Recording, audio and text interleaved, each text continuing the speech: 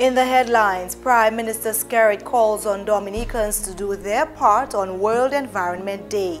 Electoral office to undertake voter verification exercise, and new agriculture minister confident about improving the sector. Hello and welcome to National Focus. I'm Kimani. Stay tuned for details of the headline stories and others coming up.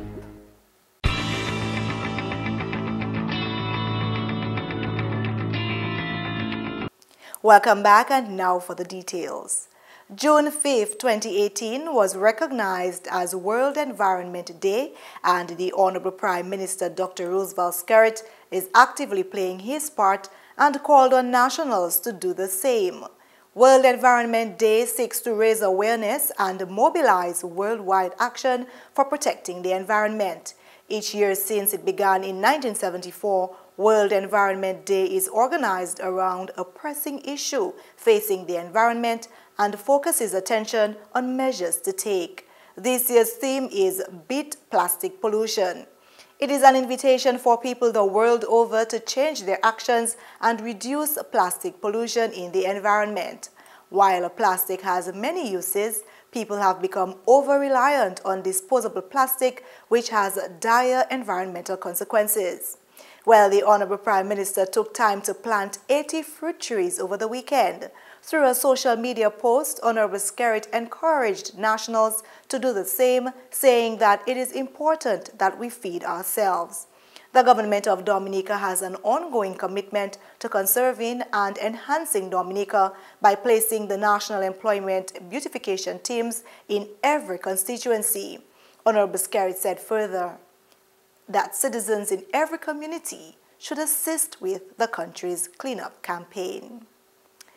The Electoral Commission is preparing to undertake a voter verification exercise to improve the accuracy of the electors' register. In a press release on Monday, the Electoral Commission stated that this exercise is intended to determine the names of people eligible to remain on the voters list and those to be removed. GIS News spoke with Chief Elections Officer Ian Anthony on Tuesday. The intention is to critically examine the voters list and to ensure that persons who are not eligible to be on the list, they can be removed. And so the process commences with that exercise and will end with the ultimate removal of persons. So you can look at it as what you would call typically the cleaning up of the voters list. Part of it is addressing the legislative requirement as well as the concerns of the public as well in that regard. The exercise will be conducted by enumerators appointed by the Commission, who will be required to make house-to-house visits over a period of about 6 weeks commencing on or about July 1, 2018. The enumerators will perform their functions under the supervision of the registering and assistant registering officers in each constituency. We will have enumerators that will be out in the field in every polling district in all 21 constituencies across Dominica. And what they will be doing is accounting for each person on the voters list. So if I'm in a particular polling district, let us say in Portsmouth, as an enumerator, I'm looking for all the persons on that list. And in the end, I will make a determination as to who is in Dominica, who is out of Dominica, and who is deceased. The enumerators will have a questionnaire that will capture all of those details. And so that will form the basis of us moving forward with that exercise. But it starts off with going out into the field and gathering that information. The Commission intends to review the information collected against data from the Civil Register of Deaths as well as the Immigration Department before determining the persons eligible to be removed. This list of names will be published in the official gazette as well as in weekly newspapers and online. Registered electors who dispute that they are eligible to be removed will then have the opportunity to send to the Electoral Office a statutory declaration as well as supporting documentation confirming that they are entitled to remain registered. Somebody may be out of Dominica and may feel that their name should not be removed. They will have a 1-month period from publication of the list to indicate to the office, and that's the Electoral Office, that I should not be removed and here is my passport information, here's an affidavit. Once that is done, We will go through the process, and if it is determined the person should not be removed, then they will not be. If it is determined that somebody has to be removed, then we will publish a list of names to be deleted. But there's also provision that when we delete a name eventually, somebody can still come and say, look, my name should not have been deleted for XYZ reason. And if it's shown that yes, the name ought not to have been deleted, then that name will be restored. So it's a process that really begins with collecting the information, verification. Eventually some names might be deleted, but there's also a process by which a name can be restored. And all of that process is contained in regulations that the Commission would have made that is about to be finalized, and so that takes care of the entire process. The Commission will very shortly issue appropriate regulations to facilitate the conduct of the verification exercise, to include an appeal mechanism by which persons who dispute their removal from the register may challenge such removal. In the meantime, the Electoral Commission renews its call for Parliament to give urgent consideration to the passage of the bills currently before it for amendment to the electoral laws to facilitate the implementation of the National Identification Card. All the equipment necessary for the enrollment of electors and the issuance of ID cards are currently available at the Commission. The Electoral Commission is also organizing to train staff and put all other systems in place. Anthony urged the participation of the general public to ensure that the verification exercise is conducted smoothly and is effective in improving the accuracy of the lists available for elections in the states. In more news, the Honorable Minister for Agriculture, Food and Fisheries, Reginald Austri, has expressed concern about the involvement of youth in agriculture. Honorable Austri says that in order for the sector to survive, it is important that the youth get engaged and stay committed to food production. The recently appointed Agriculture Minister says as part of his plans to restructure the ministry, the importance of youth in agriculture will come in focus. We have to find a way to encourage our youngsters to stay in agriculture. They start, but they don't stay, they give up. They're not like us. They don't have the resilience that we have. Why is that so? I believe moving forward, we have to put some special emphasis on our small farmers to see how we can encourage them not only to go into agriculture, but to stay in agriculture. For the Honorable Minister, inculcating the youth also means reintroducing agriculture in the education system. He says although the subject has been part of the curriculum for a number of years, there is need to take teaching agriculture more seriously. Agriculture has always been in schools, but over the years we have seen a downgrading and a eroding of our attempts to introduce agriculture in our schools. I believe we now have to make it a deliberate policy, and the Minister of Agriculture has to work with the Minister of Education to make sure that agriculture is given a subject in the school. We provide for the children, and we have officers going to the schools and teaching our children agriculture. So by the time, and agriculture doesn't mean not going to college, agriculture doesn't mean not going to university. Agriculture means that you can come back in a higher level and serve the country and serve yourself and serve your communities. Meantime, Honorable Austri has underscored the significance of women in agriculture. He says that his ministry plans to ensure that the contribution of women to national development is adequately captured. Our women in agriculture, our women are making a tremendous contribution to agriculture, but I do not believe that their effort and their work is captured properly in national development. I do not believe that our women are given the pride of place that they require based on the work that they're doing. And so I intend to pursue an agenda to see how we can take care of our women in agriculture. Honorable Austri made these remarks while engaging the farmers of Salisbury last week. In more agriculture news, the Honorable Minister for Agriculture, Food and Fisheries, Reginald Austri, is confident that he is well poised to elevate the standard of the agriculture sector. He views his 20 years of experience as a Minister of Government and his ability to manage human resource as key factors in assisting him to achieve his goal of re-energizing the sector. You don't have to be an expert in a field to be a minister of that field, you know. You don't have to be a doctor to be the Minister of Health. You don't have to be a lawyer to be the Minister of Legal Affairs. I believe it's management, your ability to manage, and your ability to utilize the staff and the resources that you have at your disposal to make it work. But thank God, I believe I have both of them. I've been a minister for 20 years. That must come for something. That must come for something. And I'm a farmer myself. So I believe with that combination, I am well placed to inject some life into the farm. I am well placed to instill some confidence in the farmers.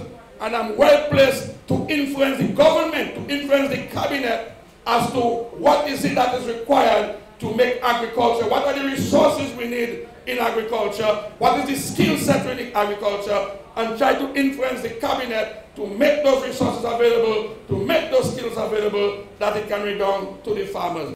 He implored the farmers to work with the ministry to achieve this success.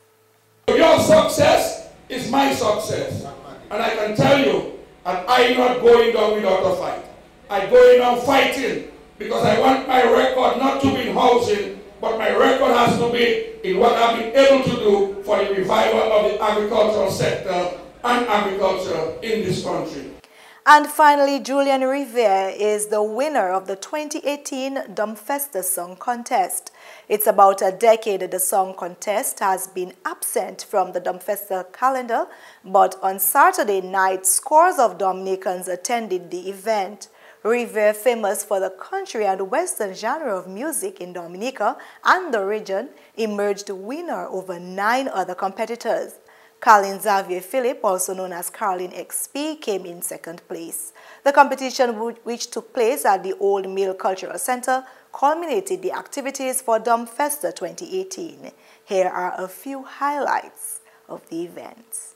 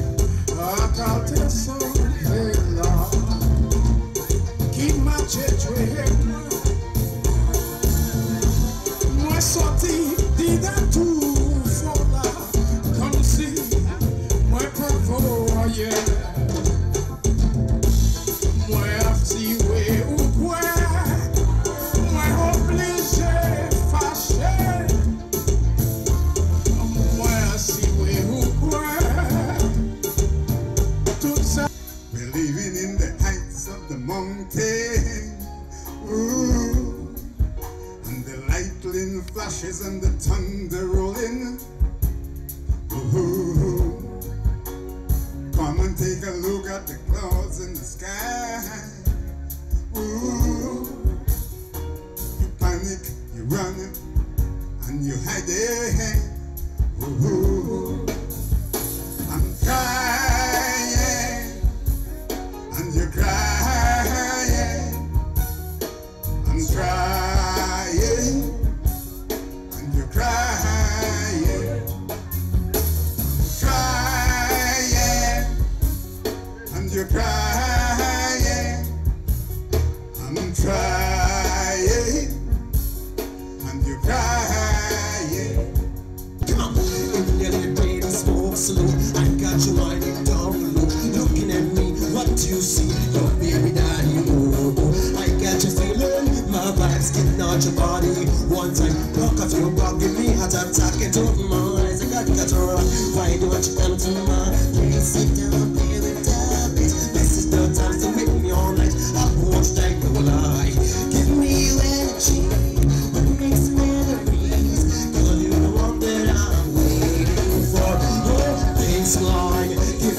baseline. I want it all night. Give me that baseline. You make me feel fine. Your body's so tight. Give me that baseline. Billions of stars inside space. I'm standing out your nothing. I'm going with it. People shouting. I could hear midnight screaming. There's only way I was peeping. I see that girls with no background. I bet the house on the floor. Maria, when you pass in and you bang it, don't come to Dominica. When you pass in and you bang it, stay. But here we go.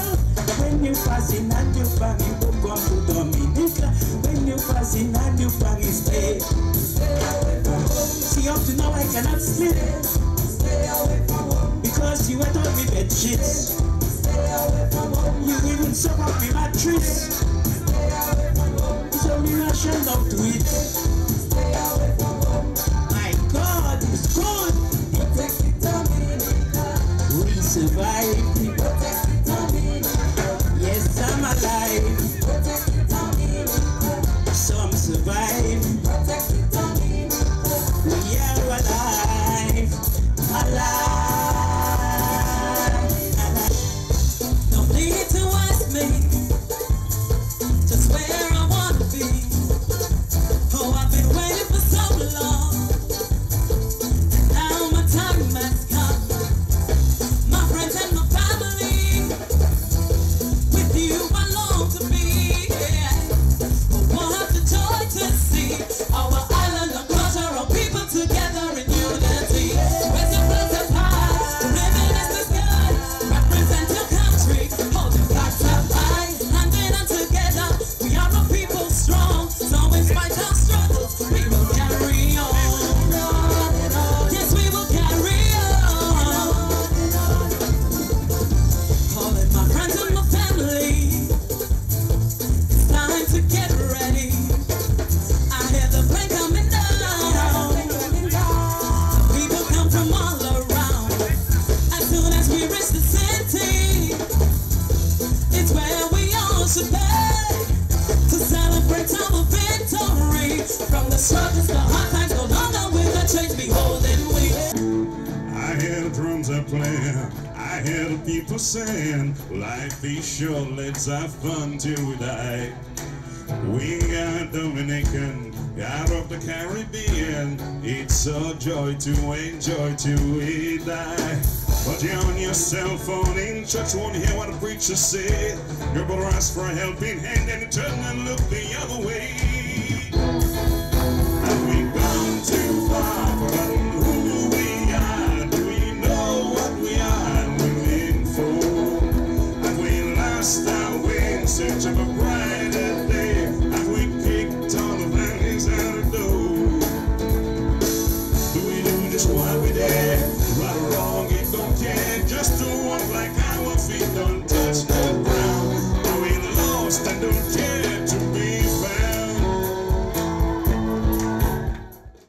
Before we leave, here are two announcements. The Ministry of Housing and Lands and the Honorable Johnson Drago, parliamentary representative for the Castle Bruce constituency, cordially invites the residents of Castle Bruce, Tranto, Deepa, Good Hope, Saint-Sauveur, Petit Soufrière, and environs to attend the official launching ceremony for the East Coast Housing Project at the Castle Bruce Playing Field on Wednesday, 6 June 2018 at 4 p.m.